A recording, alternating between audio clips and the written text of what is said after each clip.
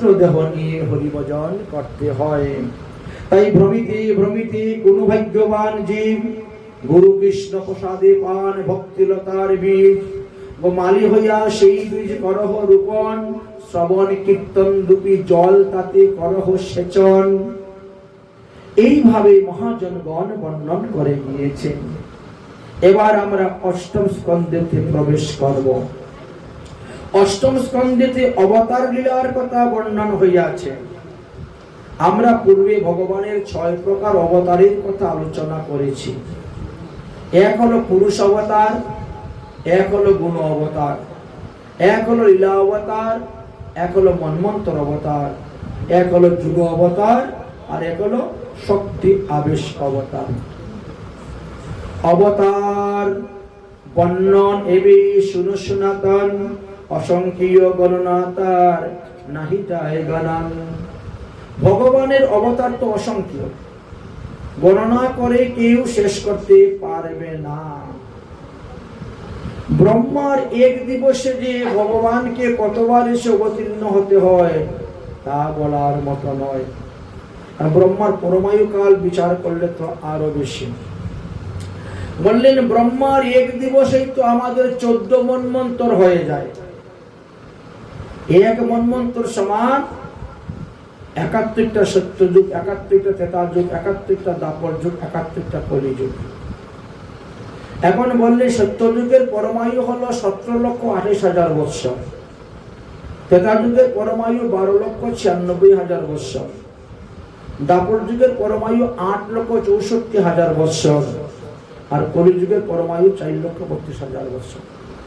যদি সবগুলাকে একত্র করা হয় তাহলে এক দিব্য যুগ বলা হয়। এক দিব্য যুগ সমান 43,20,000 বৎসর। এইভাবে 71 দিব্য যুগে গিয়ে এক মন্বন্তর হয়। যদি এই সংখ্যাটাকে আমরা 71 দিয়ে গুণ করি তাহলে আমরা 30,67,20,000 বৎসর পাই। এবার ব্রহ্মার এক দিবসে 14 মন্বন্তর হয়। যদি একে আবার 14 দিয়ে আমরা গুণ করি তাহলে 429,40,80,000 বৎসর। ব্রহ্মার এক দিবসে 429,40,80,000 বছর আমাদের হয়ে থাকে। তো ব্রহ্মার এক দিবসে 14 মন্বন্তর, তাহলে ভগবান ব্রহ্মার এক দিবসে 14 বার আসেন মন্বন্তর অবতার নিয়ে, যুগ অবতার নয়, মন্বন্তর অবতার নিয়ে আসেন। তাহলে ব্রহ্মার এক মাসে ভগবান কতবার মন্বন্তর অবতার নেন? 420 বার। তাহলে ব্রহ্মার এক বৎসরে ভগবান কতবার মন্বন্তর অবতার নেন? বলে 5040 বার। আর ব্রহ্মার পরমায়ু হলো 100 বৎসর। তাহলে ভগবান কতবার আসেন? 5,40,000 5,04,000 বার। তাহলে ব্রহ্মার এক দিবসে ভগবানের মন্বন্তর অবতার হয় 5,04,000 বার। আর যুগ অবতারের কথা আর কি বলবো, যুগ অবতারের তো কোনো অন্তই নাই। এই জন্য বলছেন অবতার অসংখ্য, অসংখ্য অবতার তার না যায় গণন। শুধু খালি দিগ্দর্শন আমাদেরকে করে দিয়েছেন। 14 অবতার, 14 মন্বন্তর অবতার প্রসঙ্গ আলোচনা করেছেন। প্রত্যেক মানে এক একজন মনুষ্যময় এক একবার ভগবান আসেন। যেমন মনে হন প্রথম অবতার স্বয়ংভূ মনুষ্যময়ে ভগবান যজ্ঞ পুরুষ রূপে এসে অবতীর্ণ হয়েছিলেন। যখন দ্বিতীয় মন্বন্তর আরম্ভ হলো তখন ভগবান দেবশিরা ঋষির পত্নী তুষণীর গর্ভে বিভু নামে এসে জন্মগ্রহণ করেছিলেন। তৃতীয় মন্বন্তরে ভগবান সত্যজিৎ ধর্মপত্নী সুনীতার গর্ভে সত্যসেন নামে জন্মগ্রহণ করেছিলেন। চতুর্থ মন্বন্তরে মানে তামস মন্বন্তর, সেই সময়ে ভগবান হরিমেধা ঋষির পত্নী হরিণীর গর্ভে হরি নামে জন্মগ্রহণ করেছিলেন। এই সময়ে গজকুমিরের একটা যুদ্ধ হয়েছিল, যে যুদ্ধতে ভগবান শ্রীহরি গিয়ে গজকে রক্ষা করেছিলেন। এই কথা শ্রবণ করে পরীক্ষিত মহারাজ বলেন, গুরুদেব সেই গজকুমিরের যুদ্ধ কথা আমার নিকটে বিস্তারিতভাবে বর্ণন করুন, আমি তাহা শ্রবণ করতে চাই। তখন গজকুমিরের কথা আলোচনা করলেন, বললেন ক্ষীরসাগর বেষ্টিত ত্রিকুট নামে একটি পর্বত আছে। সেই পর্বতের উপরে এক বিশাল সরোবর ছিল। এই পর্বতের মধ্যে অনেক রকম প্রাণী ছিল, তার মধ্যে একটা হাতি ছিল যার মধ্যে 10,000 হাতির বল ছিল। একবার গ্রীষ্মকালে প্রচন্ড গরম পড়েছে, এই জন্য সে তার পত্নী, পুত্র, কন্যা সবাইকে নিয়ে সরোবরে গিয়েছে জলপান করতে।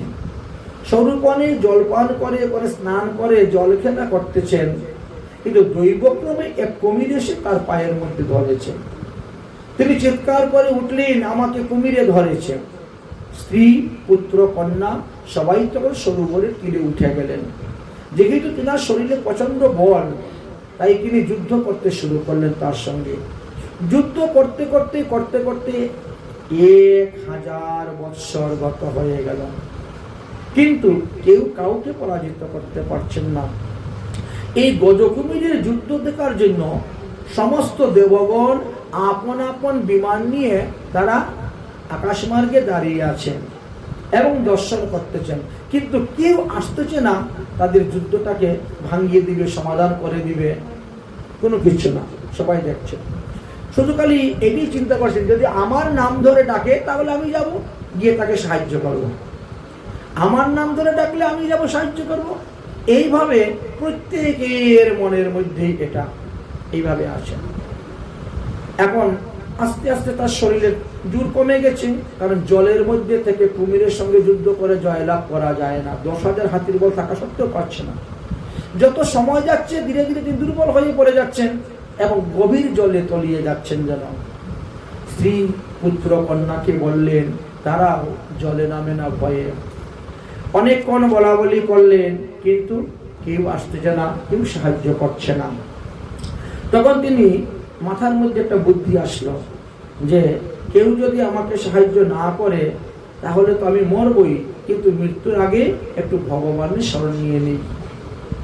আসন্ন মৃত্যুর সময়ে একটু ভগবানের শরণ নিয়ে নিই। ভগবানের শরণ নিলে আপদ বিপদ দূর হয়।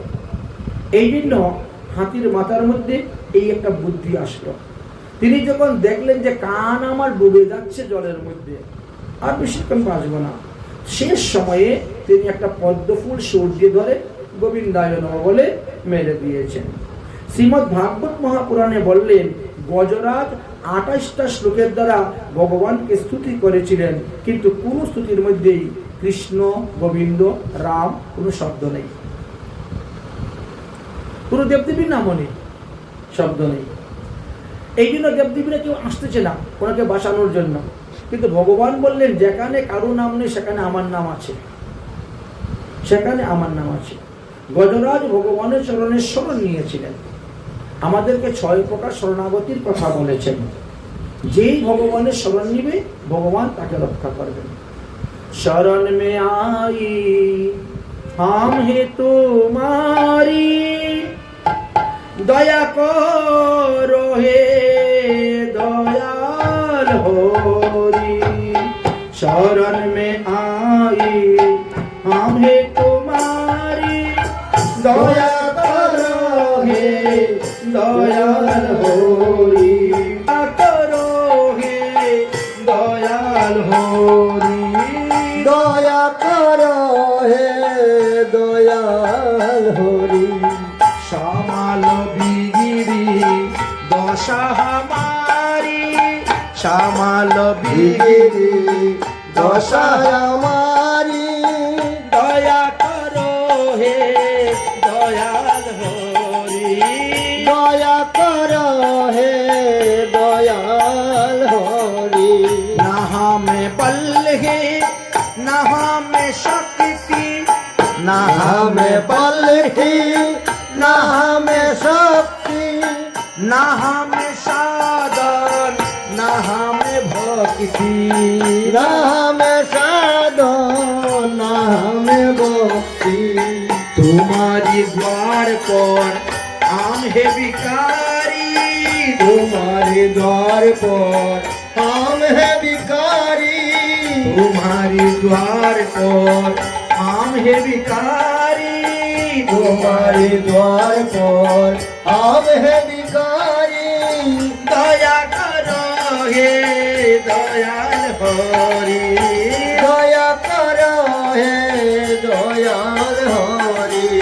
सामाल भिगिरी दशा हमारी, श्यामल बिगिरी दशा हमारी, दया करो हे दयाल हरि, दया करो हे दयाल हरि। যতক্ষণ পর্যন্ত মানুষ নিজের বলের উপরে নিজের বুদ্ধির উপরে ভরসা করে থাকে ততক্ষণ ভগবানের কৃপা হয় না।